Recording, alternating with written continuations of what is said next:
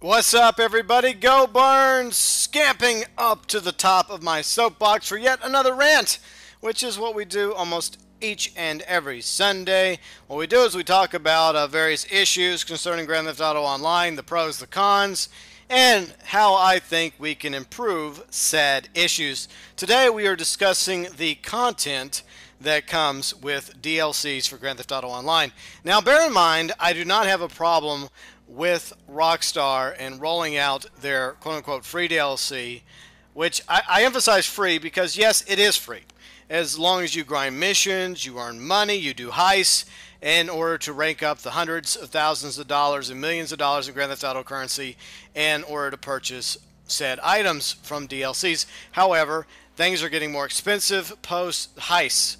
So heist, there was expensive vehicles, and Ill-Gotten Gains Part 1, there was very expensive vehicles. So I think that's going to be the theme of DLC content for now on, especially when it comes to rides and vehicles and planes and helicopters, boats, etc.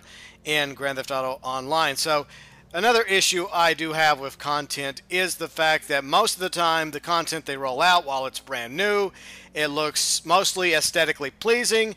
You go by the performance and stats, it's average at best, and most of the time very unimpressive. In other words, some of these sports cars that are introduced cannot compete in various races with all the other sports cars that are already in the game, and a lot of times it does seem like the content is more of the same.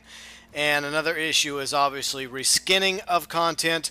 Like back in the Festive Surprise DLC, we got the Jester and the Massacro race cars. Now, the stats were a little bit better with the race car variants, but overall they were still basically the same vehicles. The Slam Van, a reskinned version of the tow truck in Grand Theft Auto 5 Story Mode. Rat Truck was basically a clean version of the Rat Loader. Deluxe Luxor and Swift helicopters are much nicer versions of their average counterparts. A lot more expensive. They have a gold exterior, nicer interior, and you can do a few things inside as long as you have Grand Theft Auto Online on current gen Xbox One, PlayStation 4, and PC. So that's something that's definitely concerning. They could have just made a brand new aircraft with the gold paint job and called it something else besides the Luxor Deluxe. The same thing goes with the Swift Deluxe, and of course the lack of custom mod options in Los Santos Customs. This has been an issue that's been going on off and on throughout various DLCs. Like, for example, the Führer GT sports car didn't have any customization options. The same thing goes with several of the bikes that were introduced in various DLCs, as well as the Stallion muscle car, which I find the most disappointing because that was the one car most gamers were looking forward to since the launch of Grand Theft Auto Online. It's the iconic vehicle in Grand Theft Auto series, all the way back to the original top-down versions of Grand Theft Auto, to Grand Theft Auto 3, and Grand Theft Auto Vice City, Grand Theft Auto San Andreas, Grand Theft Auto 4. And once Rockstar finally introduced the Stallion to Grand Theft Auto Online, there was much rejoicing, but at the same time there was disappointment because it was going to be exclusive content, meaning that in order to get the Stallion and the Dukes and some other unique vehicles, you had to first have played Grand Theft Auto Online via last gen Xbox 360 and PlayStation 3, then transfer your Rockstar characters over from last gen to current gen in order to be able to purchase the Stallion.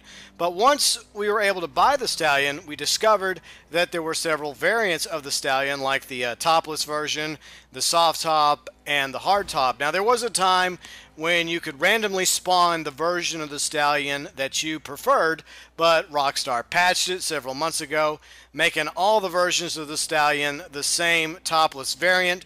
But with the Ill-Gotten Gains Part 1 DLC, there was a small shred of hope in the patch comment section that all the vehicles that had options of being topless or having a roof would be able to be fixed and tweaked via Los Santos Customs, but alas, that was not to be the case for the Stallion, at least as of right now. Maybe in Ill-Gotten Gains Part 2 or another DLC, Rockstar will rectify this issue, but as of right now, you can still only get the topless version of the Stallion. But that wasn't the only issue I had.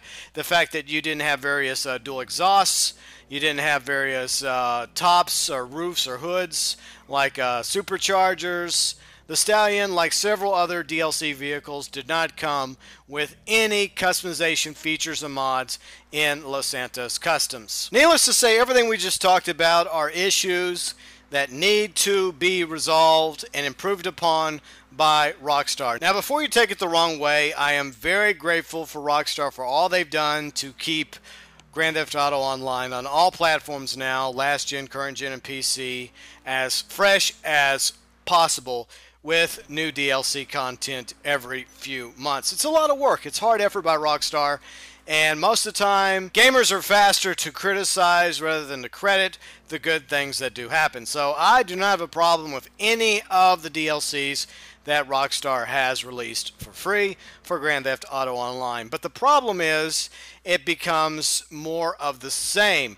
It becomes reskinned. The content they release is average content at best. It's unimpressive stat and performance wise, as I mentioned already. So what needs to be done in order to improve the content is to make future DLC, cars and weapons, clothing items more unique.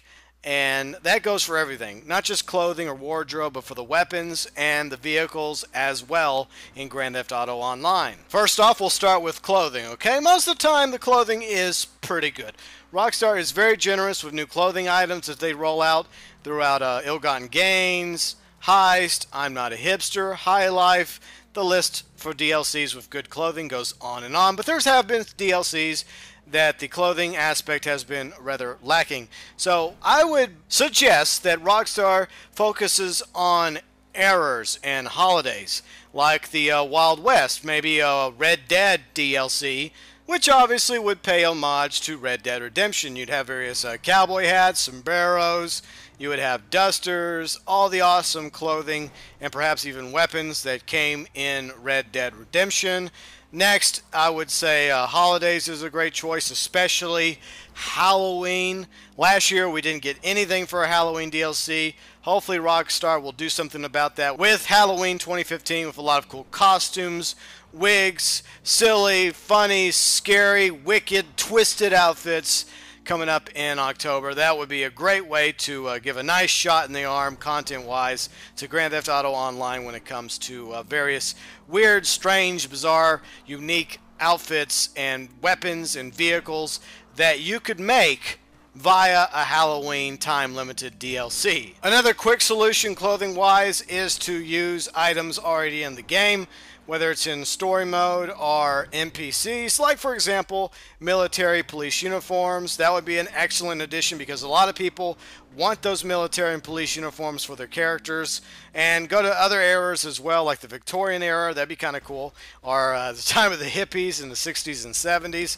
or back in the wild crazy 80s, which could work as kind of a Vice City type DLC with all the clothing items, hairstyles, and weapons and vehicles like the Deluxo, aka the DeLorean, which were in Grand Theft Auto Vice City, bringing it over to Grand Theft Auto Online. Another solution is we need more hairstyles, and I would just make the hairstyles unisex so that male and female characters could use all the various hairstyles, wardrobes, as well as tattoos. Then, of course, weapons. We need some unique, interesting weapons that have yet to be introduced to Grand Theft Auto Online that were in previous games, like the chainsaw, the flamethrower, the katana, a revolver, a bayonet for rifles, which would replace the flashlight, because I don't really give a shit for the flashlight. I'd rather have a bayonet so I can just jab people to death with. And then, of course, vehicles. We've talked a little bit about vehicles. We need supercars and sports cars and other vehicles that can actually compete in races, plus more military rides like the Hunter, the Rustler warplane, maybe a weaponized version of the JB700 Sports Classic. The point I'm trying to make is, in order for Rockstar to come out with more content, DLCs, that keeps us, the gamers, interested in Grand Theft Auto Online, it's going to have to be fun. It's going to have to be wild and crazy and outside the box. I'm not talking about Saints Row type of outside the box, but Rockstar might want to start looking to previous Grand Theft Auto games for inspiration when it comes to new DLCs, like Grand Theft Auto 3 and Vice City, and of course San Andreas. But I will say this one more time. Rockstar does an excellent job when it comes to new DLC and content for their game, Grand Theft Auto Online. Way better than most of the other developers out there. Now what we need is new, better, funner content that helps the gamers continue playing Grand Theft Auto Online, as well as buying shark cards. More content for Grand Theft Auto Online equals a longer lifespan for Rockstar and Take-Two Interactive, which translates into a big win-win.